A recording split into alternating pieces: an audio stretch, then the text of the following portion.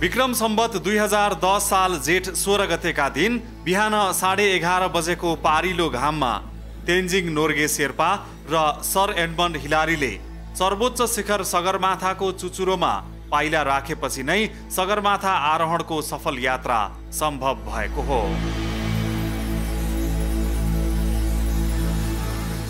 आज 56 वर्ष बितिसकेको छ। सर्वोच्च शिखर सगरमाथाको चुचुरोमा मानव अस्तित्वको प्रतिनिधित्व भएको। एकातर्फ विक्रम सम्वत 1909 मा जब ब्रिटिस भारतका सर्वेयर राधानाथ सिकन्दरले पिक 15 अर्थात् सगरमाथा नै विश्वको सर्वोच्च शिखर भएको दाबी गरे पश्चात सगरमाथाको अन्तर्राष्ट्रिय स्तरमा चर्चा भयो भने अर्कोतर्फ तेन्जिङ र हिलारीको सगरमाथा आरोहणले सगरमाथाको देश नेपाललाई अन्तर्राष्ट्रिय जगतमा चिनारी दियो।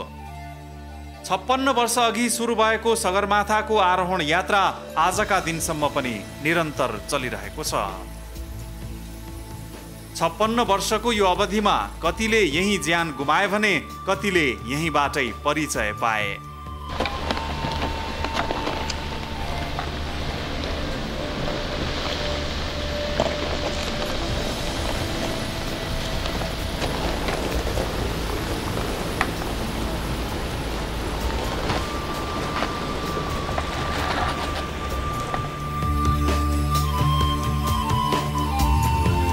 जे होस्, सगरमाथामा केहीले सर्वस्व गुमाए त केहीले सर्वस्व पाए, तर सगरमाथा स्वयंले भने विभिन्न स्वरूपका मानवको दर्शन र ती मानवले प्रयोग गरेका फोहोर बाहेक अरू केही पाएन।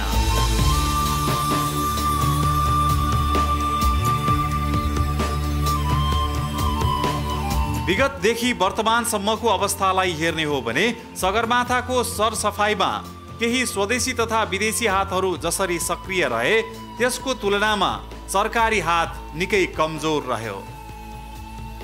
सगरमाथाको सरसफाइमा कमजोर देखिएका सरकारी हातको भर नपरी नेपाली हुनुको कर्तव्य निर्वाह गर्दै सगरमाथाको सफाइमा लागेका केही हातहरू मध्ये जम्मा 8 घण्टा 10 मिनटमा सगरमाथाको सफल आरोहण गरी गिनिज बुक अफ वर्ल्ड रेकर्डमा स्पिड क्लाइम्बरको समेत नाम लेखाई 10औं पटकसम्म सर्वोच्च शिखर सगरमाथाको आरोहण गरेका पेम्बा दोर्जे शेर्पाका हातहरू पनि यतिखेर सक्रिय देखिएका छन्। सगरमाथाको टुबदेखि लिएर बेस क्याम्पदेखि लिएर चाहिँ फोहोरको एकदमै बेभाग भइरहेछ नि। हाम्रो त्यो अब मिठाईको खोलदेखि लिएर यो अक्सिजनको सिलिन्डरदेखि लिएर यो स्नोबारदेखि लिएर यो आइस क्रुबदेखि लिएर खानापिनादेखि लिएर डोरीदेखि लिएर त्यो अक्सिजन सिलिन्डरदेखि लिएर यो ग्यास त्यो चम्चा काँटा त्यो स्टोभदेखि लिएर चाहिँ एकदमै फोहोर फालिरहेछ। अब त्यही सगरमाथाको फोहोर टिप्ने हो भने त्यही 25-35 टन भन्दा पनि बढी फोहोर छ। त्यसमा चाहिँ अब म चाहिँ त्यो आवेदनमा लागेको छु अहिले। अब आउने वर्षमा चाहिँ हाम्रो नेपाल टुरिज्म इयर भनेर चाहिँ हाम्रो टुरिज्म बोर्ड नेपाल सरकारले धेरै एकदमै चर्चा गरिरहेछ।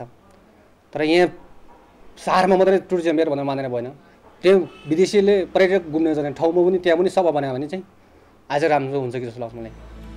करिब 5 वर्ष अघि पेम्बा समेत सहभागी जापानीहरूको टोलीले नेपाल र चीन दुवैतिरबाट सगरमाथाको सरसफाई गरेको भए पनि यस वर्षको हिमपातले 50 वर्ष अघिको फोहोर समेत बाहिर निकालेको बताउँछन् पेम्बा। यो भन्दा 4-5 वर्ष अगाडि चाहिँ सब जापानिज टोली आएर सभा गरेको थियो नेपाल साइडबाट चाइनिज साइडबाट पनि। तर त्यतिखेर चाहिँ हिउँ बढी भएर चाहिँ सबै फोहोरहरू धेरै पाएन। अहिले चाहिँ यो ग्लोबल वार्मिङले गर्दा पनि एकदम सबै बिलेर चाहिँ सब भएर निस्केछ। यो भन्दा तपाईँको 50 इयर तेन्जिङ शेर्पादेखि एडमन्ड हिलारी चन्ने बेलाको रमेश पनि अहिले भएर निस्किरहेछ। यो चाहिँ अब त्यहाँ चाहिँ एकदमै त्यो हाम्रो नेपालमा यो अहिले जो फोहोर भइरहेछ नि त्योभन्दा बढी त्यहाँ सगरमाथामा भइरहेछ। त्यो चाहिँ एकदमै हाम्रो नेपाल सरकारले नै ध्यान दिएर चाहिँ अलिकता चाहिँ 1-2 वर्ष चाहिँ त्यहाँ सभा गर्नु पर्ने जस्तो देखिन्छ। एकदमै बपेक भइरहेछ त्यो फोहोर। सगरमाथा आरोहीले प्रयोग गरेका सामानहरूबाट निस्केका फोहोरहरू त छँदैछ, उद्धार गर्न नसक्दा सगरमाथा आरोहणका क्रममा बाटोमा मृत्यु भएका आरोहीको शवहरू समेत यत्तिकै बाटोमै रहेको बताउँछन् पेम्बा। पहिला हामीले ऊ गर्दाखेरि नि धेरै दिन थियो, हामीले क्लिन गर्दाखेरि 3-4 लास हामीले फाल्यो त्यहाँबाट। तर अहिले पनि 4-5 लास त्यहाँ बाटोमा भइरहेछ। अब कोहीले त्यो बाटोमा अब त्यो 8500 मिटरमा लास बोलेर हामीले रेस्क्यु गर्न सकिँदैन, त्यही सम्भव छैन। अब त्यहाँबाट अब लासहरू बाटोमा नै त्यतिको छोडेर 4-5 लास बाटोमै छ। अब लासहरू चाहिँ अब नाङहरू पलिरहने, केसहरू पलिरहने। अब मान्छे एक्लै दुइटा हिँड्दाखेरि चाहिँ नायाले चाहिँ एकदमै गाह्रो छ त्यही। अब त्यो लासमै सेफ्टी लगाएको हुन्छ, डोरी हुन्छ।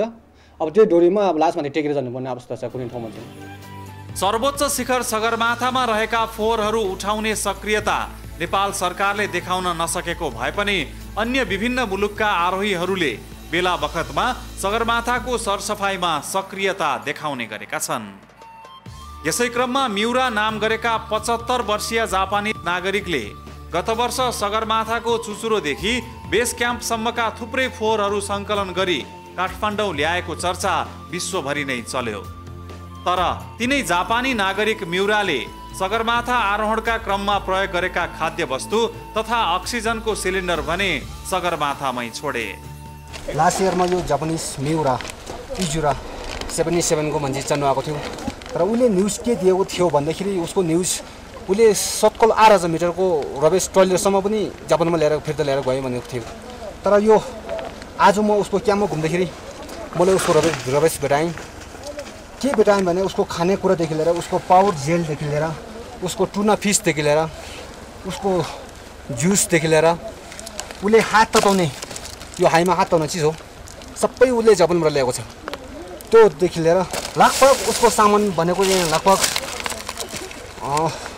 मर्दैन मैले 50 केजी जति सामान रबेस ट्याग सफा गरेँ। आज यो खरबसभित्र त्यस्तै 200-300 केजी निकाल्न बाँकी छ, ट्रेनहरू सबै त्यसो बाँकी छ। तर यो कम्पनी चलाउने कम्पनी रोलिङ टेक भन्छ। यो रोलिङ टेकको साउ चाहिँ राम गतोला, नागेन्द्र शेर्पा, परबिन श्रेष्ठ अनि यादव गरी 4-5 जना अनि एउटा लाक्पा तेन्जिन उहाँ नाम्चेको हुन्छ। तर यस्तो उहाँले के गरेँ भने यसो हाम्रो नेपालमा आएर उहाँले न्युज दिए यो राम्रो कुरो होइन। मिउराले सगरमाथामा छोडेको फोहोर सङ्कलन गरी काठमाडौँसम्म ल्याएका पेम्बाले मिउराले नेपालीको आँखामा छारो हालेको बताए। रबेस टोयलेटदेखि सबै कर्म पुऱ्याएको हुनेछ। तर यहाँ रबेस यत्रो फाले छैन। यो सबै हामी नेपालीको आँखामा जाल लागिरहेछ।